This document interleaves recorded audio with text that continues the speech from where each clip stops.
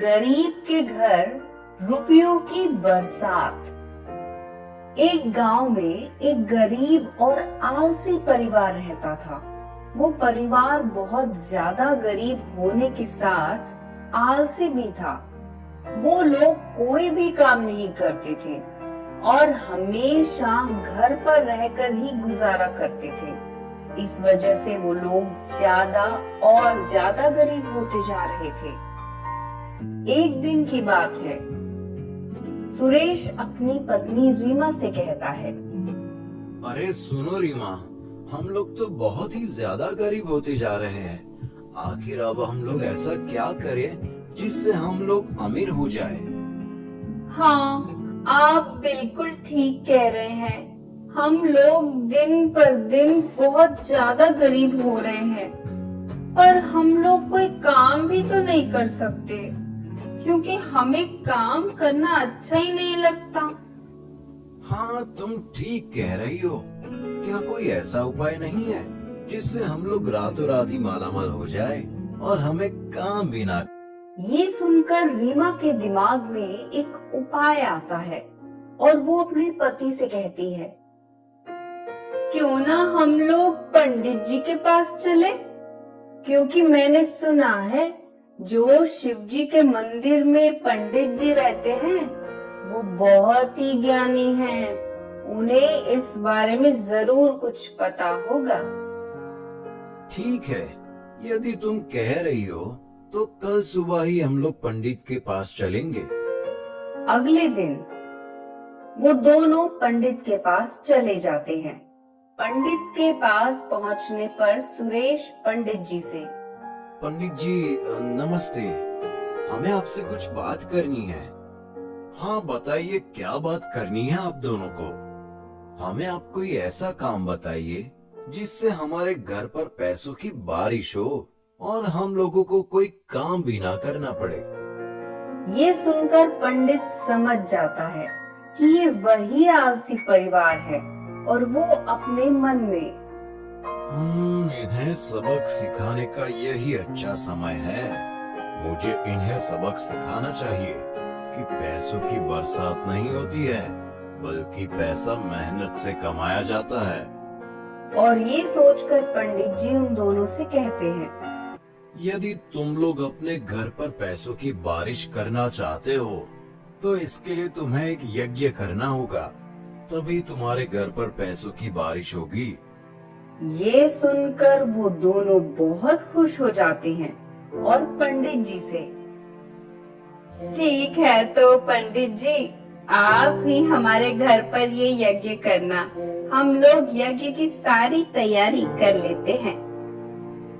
और ये कहकर वे दोनों वहां से चले जाते हैं और यज्ञ की तैयारी करने लगते हैं।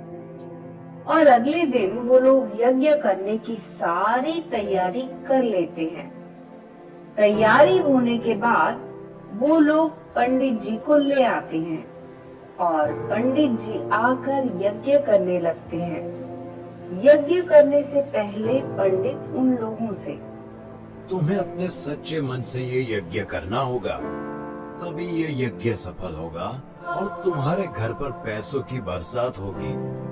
ठीक है पंडित जी, आप परेशान मत हो जी, हम पूरे मन से यज्ञ करेंगे।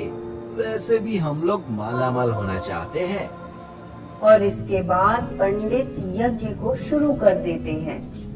काफी देर यज्ञ करने पर रीमा पंडित जी से कहती है, अरे पंडित जी, आप तो कह रहे थे कि यज्ञ करने से पैसों की बरसात होगी, पर पैसों की बरसात तो हो ही नहीं रही है। कब होगी पैसों की बरसात? अरे धैर्य रखो, यदि यज्ञ करने से पैसों की बरसात हो जाए तो सभी यज्ञ करने लगे, अभी समय लगेगा।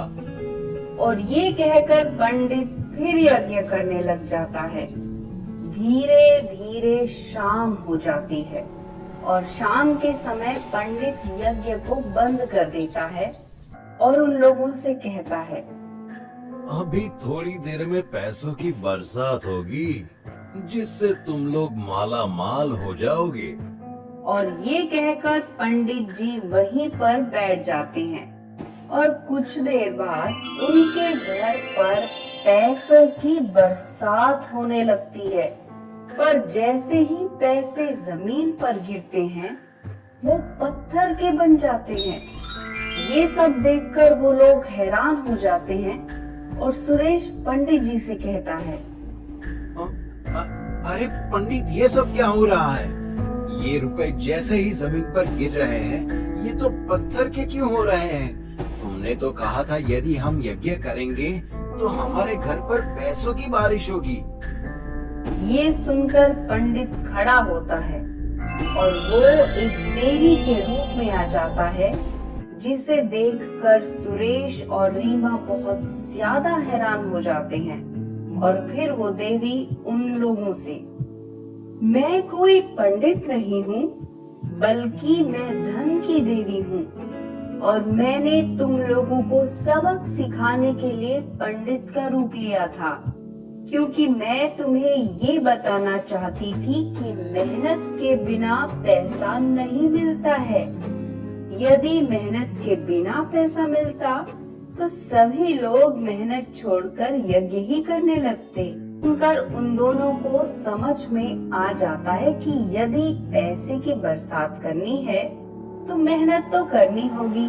और सुरेश उस देवी से, हमें माफ कर दीजिए, हम लोग अपने आलस में आकर काम धंधा छोड़कर बैठ गए थे और इसलिए हम लोग बहुत ज्यादा गरीब होते जा रहे थे, पर आपने मेरी आंखें खोल दी। अब मैं भी मेहनत करूंगा और अपने परिवार का गुजारा करूंगा, जिससे हम लोग भी अमीर हो जाएंगे। ये सुनकर देवी खुश हो जाती है और फिर वहाँ से गायब हो जाती है। और अब सुरेश मेहनत करके अपने परिवार का गुजारा करने लगता है और फिर वो लोग खुशी खुशी रहने लगते हैं।